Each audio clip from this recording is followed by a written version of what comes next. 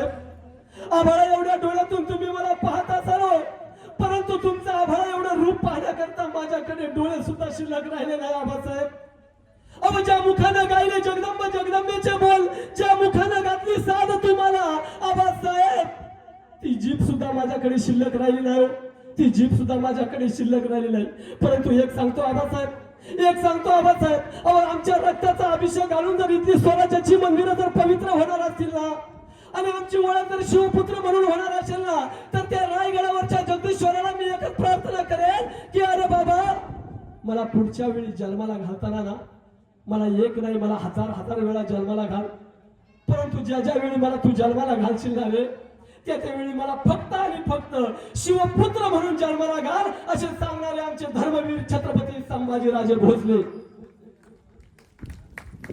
ज्या मातेनं उभा महाराष्ट्र आपल्या मृत्यूनंतर सुद्धा शंभू राजांच्या डोळ्यातून पाहिला, त्या आमच्या सईराणी साहेब. विद्ये विना मती गेली, मती विना नीती गेली, नीती विना गती गेली, गती विना वित्त गेले, वित्ता विना क्षुद्र कसले, आणि इतके सगळे अनंत एका अविद्येने केले.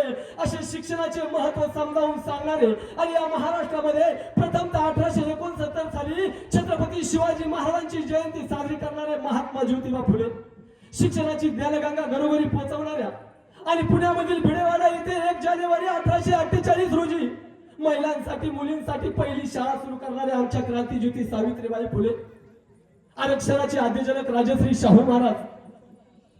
या भारत देशाचं संविधान लिहिताना मला जास्त कष्ट करावे लागले नाही, कारण माझ्या डोळ्यासमोर छत्रपती शिवरायांचे विचार उभे होते, छत्रपती शिवरायांचे चरित्र उभे होते. अरे म्हणून तर मी हे संविधान लिहू शकलो. असे जगाला ठोकपणे सांगणारे भारतरत्न, विश्वरत्न, बोधिसत्व डॉक्टर बाबासाहेब आंबेडकर, आरक्षणाचे आद्यजनक राजश्री शाहू महाराज. अरे देव दगडात नसून देव माणसामध्ये आहे, असे कीर्तनाच्या माध्यमातून या जगाला संदेश देणारे संत गाडगे महाराज, छत्रपती शिवरायांचे विचार रशियाच्या कानाकोपऱ्यापर्यंत पोहोचवणारे साहित्यरत्न, साहित्य सम्राट अण्णाभाऊ साठे. आणि आज ज्यांची आपण खऱ्या अर्थाने जयंती साजरी करतोय ना, आज ज्यांची आपण खऱ्या अर्थाने जयंती साजरी करतो ना, हीच ती महाराष्ट्राची माती, हीच ती महाराष्ट्राची माती, ज्या महाराष्ट्राच्या मातीमध्ये जिजाऊंची लेक म्हणून आणि छत्रपती शिवरायांच्या विचारांची वारसदार सुभेदार मल्हारराव होळकर यांच्या विचारांचा वसा आणि वारसा चालवण्याचं काम ज्या रणरागिणीने केलं ना, आणि त्यांच्या विचारांचा वसा आणि वारसा पुढे चालवण्याचं काम ज्या रणरागिणीने केलं, आणि त्या रणरागिणीचा जन्म आपल्याच महाराष्ट्रामध्ये, आपल्याच अहिल्यानगर जिल्ह्यातील जामखेड तालुक्यातील चोंडी या गावी 31 मे 1725 रोजी वडील मानकोजी शिंदे आणि आई सुशीला देवी यांच्या पोटी त्या रणरागिणीचा जन्म झाला. आणि एक असं वादळ निर्माण झालं मंडळी.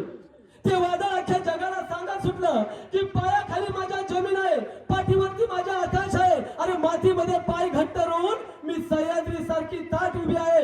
जाऊन सांगा त्या वादळांना की तुमची एका महावादळाची गाठ आहे. अशा महावादळाचं नाव पुण्यश्लोक राष्ट्रमाता राजमाता अहिल्यादेवी होळकर आहे. बोलायला तर भरपूर आहे, परंतु वेळेचं आणि काळाचं बंधन आहे. परंतु थोडक्यात छत्रपती शिवाजी महाराजांचा अभ्यास करता थोडक्यात मी तुम्हाला पुण्यश्लोक राष्ट्रमाता राजमाता अहिल्यादेवी होळकरांचा पण थोडक्यात इतिहास सांगण्याचा प्रयत्न करेन, कारण आपल्याला यानंतर बोलण्यासारखं भरपूर आहे, बोलणारे पण भरपूर आहे. परंतु मी अगदी वेळेच्या आणि काळाच्या बंधनामध्ये जखडल्यामुळे मी अगदी थोडक्यात आटोपण्याचा प्रयत्न करेन. काय होतं, एक वापगाव नावाचं गाव होतं मंडळी, वापगाव नावाचं गाव होतं. त्या गावामध्ये खंडोजी आणि जिवाई नावाचं दाम्पत्य राहत होतं. खंडोजी आणि जिवाई नावाचं दाम्पत्य त्या गावामध्ये राहत होतं. अरे शेळ्या मेंढ्यांचा व्यवसाय करून आपला पोट भरायचं, उदरनिर्वाह करायचं, हा त्यांचा नित्यक्रम. आणि खंडोजी त्या गावामध्ये, त्या वापगावामध्ये चौगुला म्हणून काम करायचे. म्हणजे चौगुला म्हणजे गावचा ग्राम अधिकारी, गावचा राज्यकारभार पाहणं ही त्यांच्याकडे जबाबदारी असताना एक दिवस त्या गावामध्ये दुष्काळ पडला. त्या गावामध्ये दुष्काळ पडला आणि खंडोजी आणि जिवाई यांना ते गाव सोडावं लागलं. आणि खंडोजी आणि जिवाई ते गाव सोडून साताऱ्याजवळ फलटण जवळ होळ नावाचं गाव आहे, त्या होळ नावाच्या गावामध्ये खंडोजी आणि जिवाई हे दाम्पत्य राहण्यासाठी गेलं. नंतर कालांतराने प्रपंच नीटनेटका चालू लागला.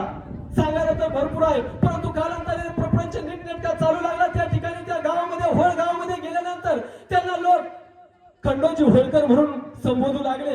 कालांतराने त्यांना एक मुलगा त्यांच्या पोटी जन्माला आला. त्या मुलाचं नाव त्यांनी मल्हार असं ठेवलं. आणि मल्हार बोलता बोलता लहानाचा मोठा होऊ लागला. 1, 2, 3 ते 4 वर्षाचा मल्हार झाला असताना त्या गावामध्ये असणारे मल्हारची भाऊबंदी मल्हारला आडवी आले हो. आणि मल्हारची इस्टेट, मल्हारची जायदाद, मल्हारची संपत्ती पाहून त्या भाऊबंदीच्या तोंडाला पाणी सुटलं. आणि मल्हारला त्या गावामध्ये त्रास देणं सुरू झालं. त्या होळ गावामध्ये त्रास देणं सुरू झालं. आणि मल्हार 3 ते 4 वर्षाचा असतानाच मल्हाररावांचे वडिलांचं निधन, खंडोजीरावांचं निधन झालं. आता संपूर्ण जबाबदारी आई जिवाई मातेच्या वरती आली. आता जगायचं कसं आपल्या मुलाला घेऊन, या आपल्या भावंती पेशामध्ये जगायचं कसं, असा प्रश्न त्या जिवाई मातेवरती पडला. आणि ती जिवाई माता मल्हारला घेऊन तिच्या लक्षात आलं की आपली भावंती आपल्या मुलावर उठलेली आहे. आपल्या